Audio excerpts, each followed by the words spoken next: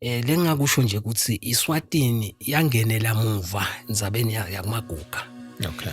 Ngoba cishe le feasibility lenyenti nemisebenzi lomnyenti wentiwa eSouth Africa.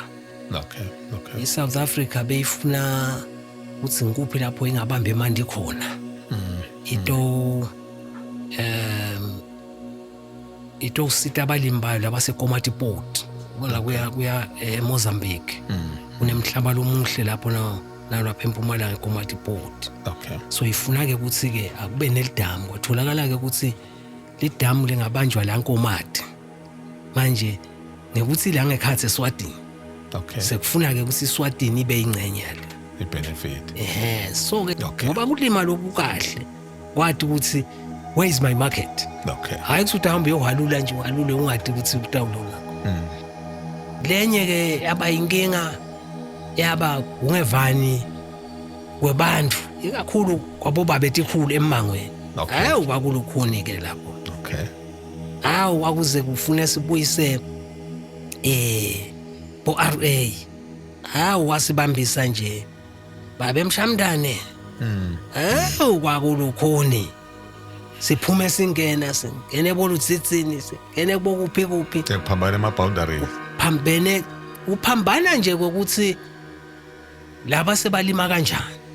Okay. Bese ke sekuthiwa ngilovlakadi lona losasicabanisa. Kanti evlakadi ufuna abahlangana.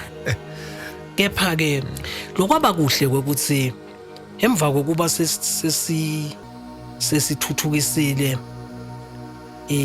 kwabonakala ukuthi ngisho umnotho welive wa-improve. Ne-poverty status yehla. Ngakutawubuka nje kuleto tikhatsi leto kwakhiwa amaguga sesicala nalomsebenzi. I-poverty status yakithi yayisi-69%. Okay. Kodwa yehla to 63%. Ya-improve well wasekuthini. Ngoba nanenta letemoba khona lokuthiwa i-rateable lokusho ukuthi uvuna ngalokufana nako ngoba emobeni lokubhadala kakhulu ngilotiliga le-sucrose. Okay. So i-sucrose ke inetikhatsi letitsite lalapho iba setulu khona kakhulu nasekushisa. Ngaba ke nesibusiso. Yes. Sekuthi bangibita labadzali. Okay. They leave. Banginiketa ama-assignments. Okay. Ukuthi sibheke wente nana. Lengakhanza kusibusiso. Okay. Basincane isibusiso lesinjengaleso. Ikakhulu bebabuka indzaba yokuthi asidondleni.